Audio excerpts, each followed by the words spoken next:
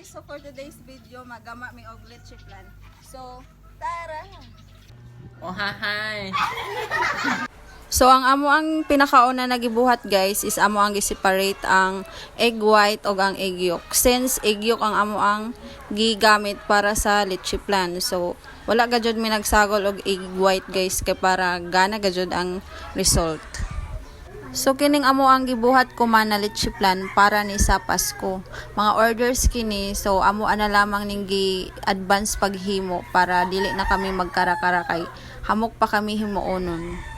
So, mauna ni ang mga egg yolk na human na namo pag-separate.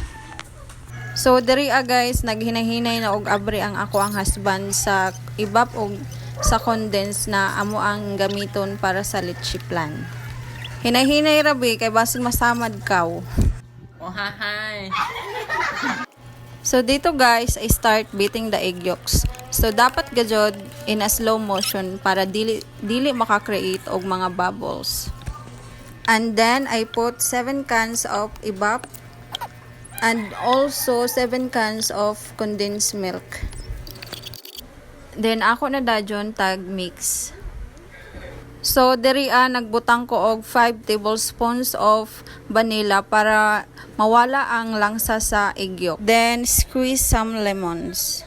Then, stir it in a slow motion. Then, after that, ako na dajon gi-strain ang ato ang leche plan mixture.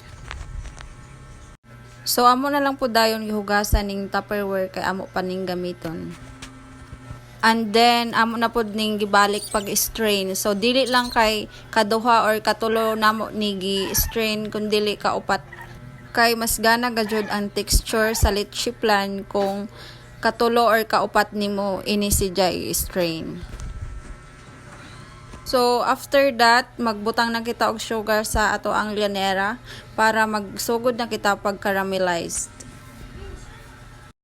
And then, magbutang na kita og leche plan mixture sa ato ang llanera. So guys, kung jaoy bubble sa ijohang leche plan, so dapat ijo gajud botohon adisir nijo isa lang sa steamer para gana si jaog result para pino.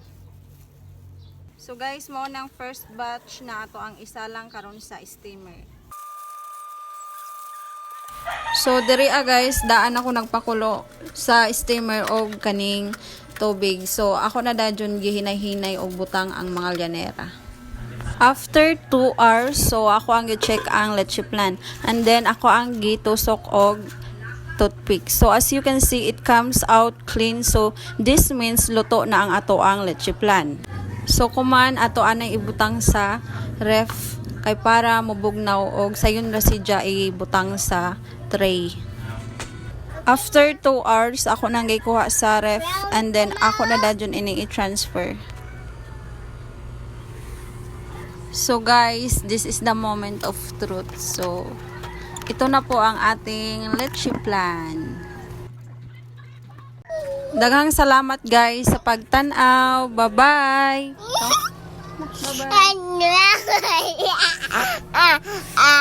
Bye-bye.